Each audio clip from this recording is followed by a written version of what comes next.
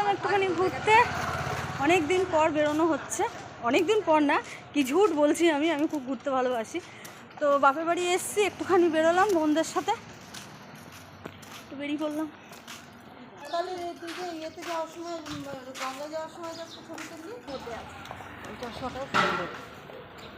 হ্যাঁ বাবু, তোমার জন্য হয়েছে শোনা আমার।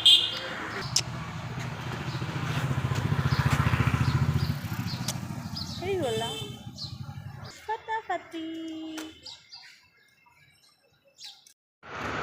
বালি প্লিজে হাঁটতে ভালো লাগে তোমাদের? আমাদের তো খুব ভালো লাগে। আর বিকেলবেলা একটু ভালোই লাগে বেরোতে।